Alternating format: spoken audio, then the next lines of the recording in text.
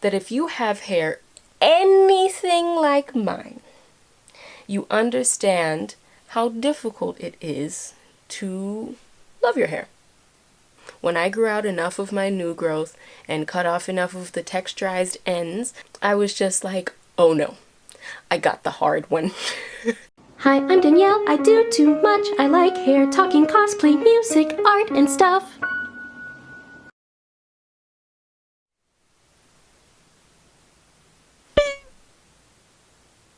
Hi. Hello and welcome to StarPuppy. I'm Danielle, your resident weirdo. Welcome to the weirdness. First and foremost, are you following me on Instagram? You should be, because I've done a merch giveaway that you could have already been entered in and may or may not still be able to enter. So follow me on Instagram and click the link below to enter in the giveaway. Hi! My name's Danielle, and I'll be finger detangling my entire head of hair without my rings on because we care about our follicles. And I want to talk to you about just a little thing called 4C hair. Oh, there's some now! I didn't get good hair. A lot of people think that that means a texture.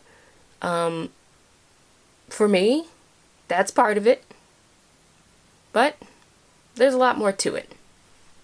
So let's get into it, shall we? Finger detangling go, talking together go. There's a lot of factors to how I look. Big smile, big eyes, small frame. I know I seem tall. I'm not. Chocolate skin. And I'm not just saying that to be like, oh, chocolate, ooh, melanin. Like, actually, I've swatched a Hershey's chocolate bar on my face at a kickback on a dare. It was a perfect match. But on this platform, one of the most defining features of how I'm perceived is my hair. I have, wait for it, tightly coiled, fine-stranded, low porosity, 4C, devastatingly dry by nature, easily snappable, highly sensitive, and short hair. I could not be, in terms of hair, further from the beauty standard of both my country, the US of A, or my community, I'm black. If I physically tried, if I sprinted away from it, I would only get closer. I'm already the polar opposite. What we're taught in my country is beautiful hair is generally the same. Long, thick, shiny, oh no. Loosely textured, oh no. With thick strands. So each strand itself is thick. And also, there's a bunch of them. That's high density. That's thick hair. Yeah, opposite. I say all this to say that if you have hair anything like mine, you understand how difficult it is to love your hair. If you have hair anything like mine, loving your hair is not going to be easy. I don't say that to discourage you. I say that to empower you. Because when I started my natural hair journey, I thought it was going to be so liberating and so just like this beautiful process of just nonstop self-realization, and with every passing day I would love my hair more and more. And while eventually it did become that process, a lot of it was just me trying to reconcile what I was seeing on the tutorial and what was on my head. Even before the tutorial began, I was like, I feel like just gonna shoot this out there. I feel like we're starting on two different starting lines, different sporting events, perhaps. The main point of StarPuppy, the YouTube channel you have stumbled upon now, and if you're not subscribed, I see you. I know this isn't your first video. What are you waiting for? This is quarantine, baby. You don't want quality content? Quality quarantine content? You don't want that? We're just all gonna wait for you to subscribe real quick.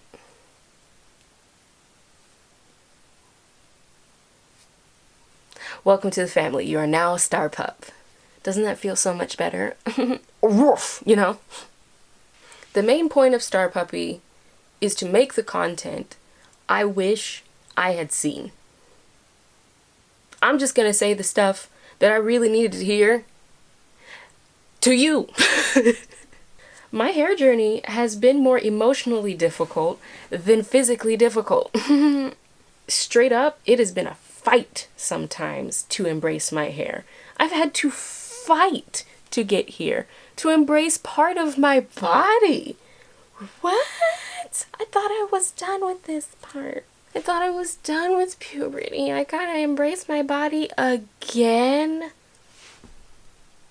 I'm so short. You think I'd be done by now. I'm saying these things to you to empower you because I was not emotionally ready for all the turmoil I was to face just by having my daggone hair out. I think the two most infuriating things about my personal hair journey, other than, you know, my hair falling out in clumps that one time due to stress because of this situation. If you don't know, just click it. Don't ask me no questions. I've told you no lies. Most infuriating things that have happened to me during this hair journey is hearing two particular things. Hearing, you should love your hair, from people whose hair is widely accepted and, I mean, to be honest, coveted. Like, of course it's easy to love your hair if you have hair that everybody loves and is represented so positively and in such large quantity with only the most beautiful people attached to it. Thank God we have Lupita. Can I get an amen? And, Issa Rae. Representation matters not only because it shows you that you are reflected in society, but it also heavily sways public opinion. When was the last time you saw a girl with some kinky hair on your television? It can go one of two ways, and one of those ways is real bad and way more prevalent. Why do they only find the most ridiculous people to interview on the news? Do you know how much I needed Insecure? Do you know how much I needed it when I was a teenager? Do you know how much I love it now? Yes, the new season is premiering. I'm a trained actor who lives in Atlanta, Georgia. One of my greatest professional goals is to pour everything I have into that show. To be able to contribute to a show that is the show that I needed.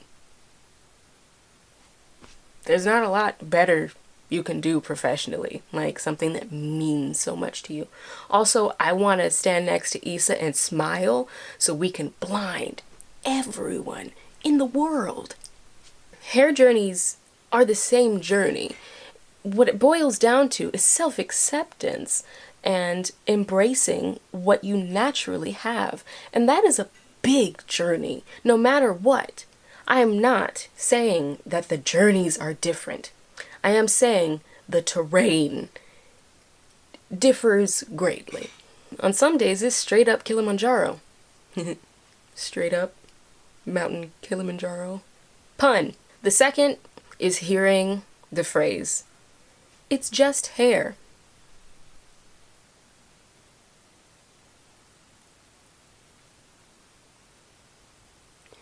It has never been just hair. Hair, especially for women in most cultures, is intrinsically tied to beauty. Am I saying that's correct? No.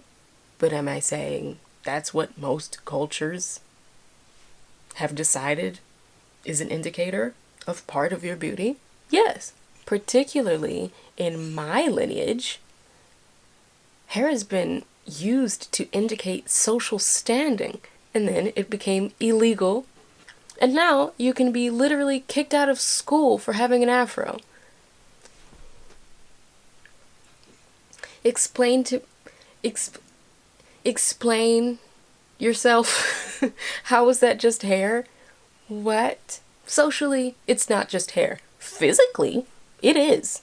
I pray that within my lifetime, my kinky, coily, nappy 4C hair can be just hair. Wouldn't that be so great, Fluffnugget? Me and you, Fluffy, just being and not making a statement by just being. I can't wait for those days, girly whirl. My hair currently, the lay of the land, my hair is more of a statement than it is a style. I have the kinkiest hair you can have. It is physically incapable of being kinkier. There's nothing else to be done. Just standing in line for ice cream with my afro. Oh, she's strong. She's a queen. She's rebellious. She must want to take down the man. I'm like, I actually just want ice cream. You would be floored. If you don't have 4C hair, and even if you do, you would be floored how differently people treat me depending on the hairstyle I have. And this isn't some, oh, if you have like blue hair versus brown hair stuff. This is like, if I put it in a ponytail, I get treated very differently. Think about all of these factors that we've discussed. Your hair is politicized. You've been taught, whether passively or very aggressively, I've experienced both in all stages of life, that your hair is different, and that's different, or it's different from the standard of beauty, and they think it's a bad thing, think you should think it's a bad thing too. That your hair is the polar opposite of what they've been taught, and what you've been taught is best. The learning curve on this hair is steep. If you've seen I Tried a Bantu Knot Out and Got a Breakdown Instead, you know that mess is true. But then, despite all of the effort, your hair is still not understood and represented and normalized. So you're working really hard for not a lot of external validation, which isn't what you should base your self-worth off of. But I mean, it's nice to hear your hair looks nice when you spent 6 hours doing it. What's the key takeaway here? Why am I telling you all of these like total bummer things? All of these reasons are things you have to unlearn. And it takes time, and it takes a heck of a lot of grace. You need to give yourself some more time. And when it comes down to it, this journey started my self-acceptance journey before I even knew I needed to have another one. This was the catalyst for me working on my self-esteem, working on self-improvement. For the first time in my adult life, I did some of the deepest soul searching I have done to this day. Every part of this hair journey was every part of my personal journey. Whether it started with the hair journey, connected with the hair journey, all parts of this were extremely impactful on my life in only the best ways. And I would encourage you to do it too. This has been some real eye-opening stuff, guys. I think the biggest mistake I made in my hair journey was thinking that getting my hair to be its little kinky self, getting my hair to grow how it actually is supposed to, and learning how to do it, and wearing it out as confidently as I could. I thought that process, because I was putting my all into it, and I understood the challenges of it, was going to be a short process. And that when I had down days of having a failed hairstyle, I thought all of these things. I thought I wasn't doing something right.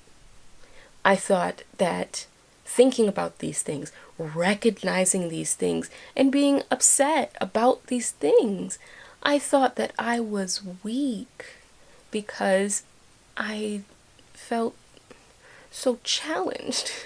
I felt so alone. And I felt like I just wasn't believing in myself hard enough. I was worried about how worried I was about my hair. I was anxious about how anxious I was about my hair. I was frustrated by how frustrated I was. It was this journey of recognizing all of these factors, being able to put names and descriptions to these things. And then I thought, since I had identified these challenges, I would then be able to surmount them, because you can't fight the enemy you can't see. So it became this kind of spiral. A little bit. Okay, a lot bit. It was a straight up spiral. I just don't think I'd be as good of a person with all of the growth I've been forced to experience. That's when I realized, what do you think strength is? And I thought that strength was being able to defeat things. I thought that strength was finding out that my hair was kinky and like high-key being disappointed by that, and then suddenly just turning that around in one day was what I expected myself to be able to do. That's not strength, that's delusion. It's hard out here. When I found out that my hair was 4C, when I grew out enough of my new growth and cut off enough of the texturized ends to know that my hair was not like these girls that were on YouTube at the time, there was no 4C nothing. I was severely, like, disappointed isn't the word. It was like, mortified. I was just like, oh no, I got the hard one. Oh no, I got the hard one that no one else has. Girl, most natural hair is 4C. Look it up. It's just so underrepresented that we think that we are the only ones who have it, when we're actually the majority. I thought that strength was being able to recognize what my challenges were and being able to just throttle them in a matter of weeks. Girl, can I tell you, it's been years, and I'm just now doing it. It's almost like you're having to unlearn things that you've been taught for literally your entire life. It's almost like you're challenging an entire worldview just because of your hair. Hair journeys are crazy, man. Thinking that it's just like there's some magical switch that you're gonna flip in your brain and it's gonna be like, yeah, reject all beauty standards you've been taught and seen most often and just love what you have, which is the polar opposite.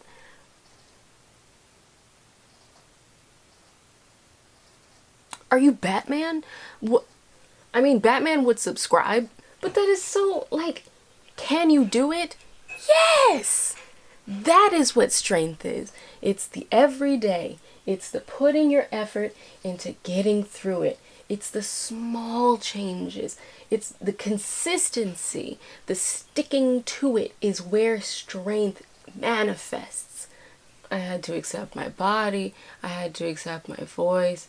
I had to accept my skin. That was a big one. And now I gotta accept my hair. Oh my gosh. It's a lot. It's a lot. And things that are a lot typically take a longer time. And that's what it is. It's not a hair sprint. It's a hair journey.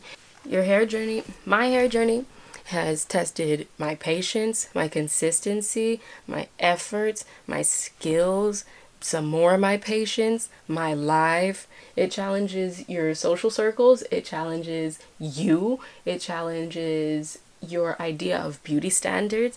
It challenges your self-esteem. A lot of women in particular attach a lot of their esteem as it relates to physical beauty to hair. Hair's a big part of what you look like. If I slap on a straight wig, I look different. If you're anything like me, your hair grows just as slowly as your heart. Change is slow. So why do you think that self-love and self-acceptance is a sprint? So here are my tips on having a 4C hair journey that goes as smoothly as it can. I think you need to be aware that it's going to be an emotional journey too. Wasn't expecting that. It absolutely was and continues to be, you know. I think there's a measure of how able you are to deal with not being in control. You know, 4C hair and hair in general, but you know, I only have 4C hair now, so it can not listen. Things can look unexpected. The texture is so strong and prevalent and present that, you know, your results cannot look like you want them to. For example, I don't know what's going on with me in twist outs. I can try it on here. I've given up long ago, but like, it's just not sleek enough for me. It just kind of looks like my hair is just like confused, and I am too. And she's looking at me like, and I'm looking at her like, having a 4C hair journey will try your patience.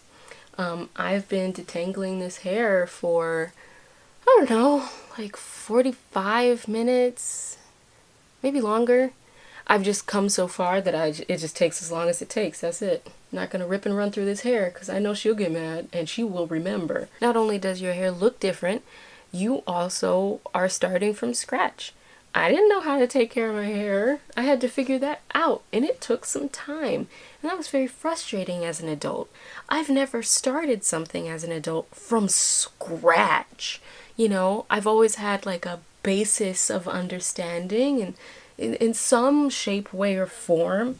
But like with the natural hair journey stuff, deep end. It's a lot of self-esteem building. You have to truly know that you are beautiful even though you are now seeing this hair that you've never seen before. It's getting better with every year, and I am so proud to be part of that representation in a positive and candid light. I think the best thing that you can do for yourself, especially if you have 4C hair, stop watching any tutorials of any other texture. Okay, it's not helpful. You can say, oh, it's just entertainment. Okay, make sure that you're watching a lot of people with your hair. Normalize that image. Normalize your hair to yourself. It helps a lot. And you know, we're inside right now. You can go crazy. Try those styles that have evaded you in the past, because now you ain't gotta go outside. The stakes are as low as they're gonna be right now. I think now is the time to finally try that twist out. What do y'all think? I'm pre-mad. Take this poll. Do you want me to try my nemesis, the Bantu knot out, or my nemesis, the twist out? Both are my nemesis. I don't care. I don't know who needs to hear this. If you get handed all of the traits that I did, which are all of the undesirable traits. I don't have a lot of hair.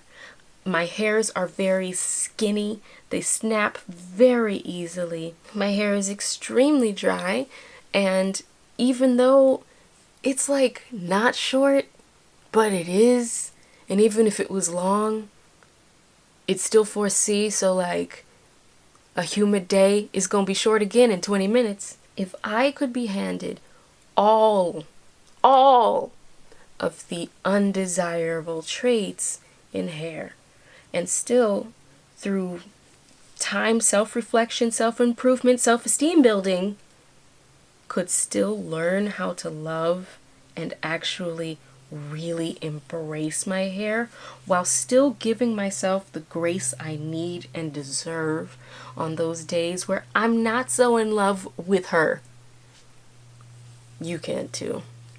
You really can. I believe in you. And I hope you do too. But make sure you give yourself the grace, because this is not easy. It's not easy, and it's not a quick process. Just wanted to tell you that, because I thought it would be, and it's not. How's your hair journey going? Are you a natural? Are you like afraid of having 4C hair? Because I mean, I was, and then I got it. Or I've always had it, or whatever. So don't think I'm gonna judge you. I'm you. I've had my days. I've actually had one of my days yesterday. I sat and I got to thinking, which is sometimes good, sometimes bad. Yesterday was not so great.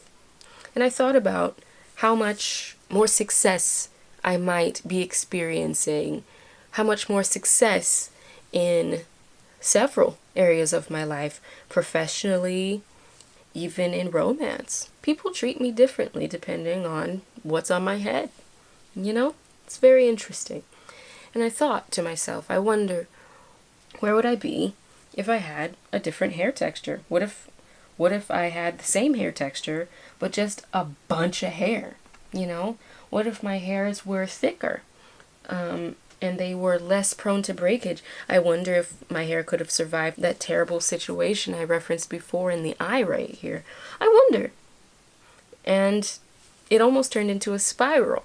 And then I realized, well, I'm fortunate. I'm very fortunate. I'm incredibly fortunate and really, really, really, really blessed already to have this platform and to have worked so hard all by myself.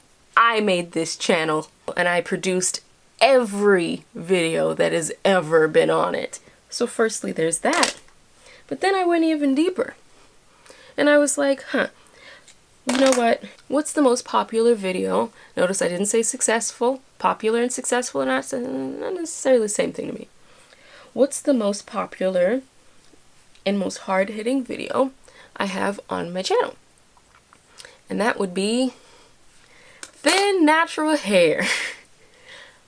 That is so interesting that the most intense and hard-hitting, widespread, and most viewed and liked video I have is me getting real about my imperfect and not super popular hair type. That is so interesting, don't you think? So at the end of the day, I don't have perfect hair. I don't have strong hair. I don't have thick hair. I don't have loosely textured hair. I don't have long hair. I don't have a lot of hair. I don't have shiny hair. And I certainly don't have easy hair.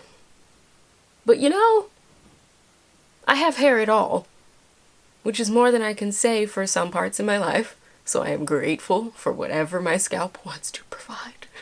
But despite all its flaws, somebody out there has my hair too. Somebody out there needs to see my hair because it's their hair.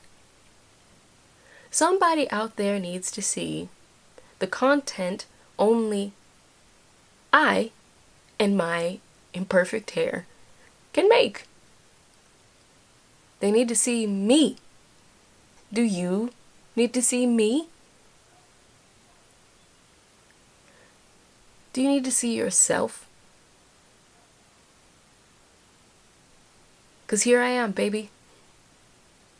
And Fluffnugget too. Don't forget to like, share, subscribe if you enjoyed the video.